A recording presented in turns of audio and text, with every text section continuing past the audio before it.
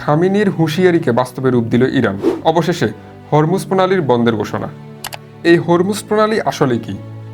Hormuz প্রণালী হলো একটি অত্যন্ত গুরুত্বপূর্ণ সরু জলপথ, যা পারস্য উপসাগর এবং ওমান উপসাগরকে একত্রিত করেছে। এর একদিকে রয়েছে ইরান এবং অন্যদিকে ওমান এবং আরব আমিরাত। এখন প্রশ্ন হচ্ছে, এই প্রণালী সারা বিশ্বের কাছে কেন এত গুরুত্বপূর্ণ? মূলত এই হরমুজ প্রণালী বিশ্বের শীর্ষস্থানীয় তেল রপ্তানিকারক দেশগুলো যেমন সৌদি আরব, কুয়েত, ইরান, ইরাক এবং সংযুক্ত আরব আমিরাতকে উন্মুক্ত সমুদ্রের সাথে সংযুক্ত করেছে। বিশ্বের মোট উৎপাদিত প্রায় 20-25% খনিজ তেল এই প্রণালী দিয়ে পরিবাহিত হয়। এখন এই প্রণালী বন্ধের ফলে কি ঘটবে?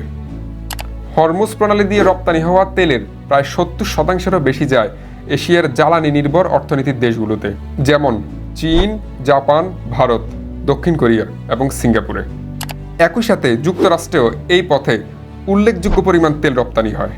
তাই স্বাভাবিকভাবেই এই হরমুজ প্রণালী বন্ধ হলে বিশ্ববাজারে তেলের দাম বৃদ্ধি পাবে, যা চরম মুদ্রাস্ফীতির জন্ম দেবে এবং বৈশ্বিক অর্থনীতিকে এক গভীর সংকটে ফেলে দিবে। তবে এটা ভাবা ভুল হবে, হরমুজ প্রণালী বন্ধ হলে কেবল এশিয়া এবং পশ্চিমা দেশগুলো ক্ষতিগ্রস্ত হবে। এই প্রণালী বন্ধের প্রভাব পড়বে গোটা বিশ্বের তেলের বাজারে। সবচেয়ে বড় কথা, এই সিদ্ধান্ত খুদ ইরানের অর্থনীতির জন্য হবে মারাত্মক। এর কারণ হলো, ইরানের অর্থনীতি মূলত তেল রপ্তানির উপর নির্ভরশীল এবং ইরান তার নিজের তেল রপ্তানির প্রায় 80%ই এই হরমুজ প্রণালী দিয়ে রপ্তানি করে থাকে। তাই হরমুজ প্রণালী বন্ধের এই সিদ্ধান্ত শুধুমাত্র বিশ্বের জন্য সর্বঘাতী হবে ব্যাপারটা তা নয়, সেই সাথে ইরানের নিজের জন্যও এটি হবে সম্পূর্ণ আত্মঘাতী।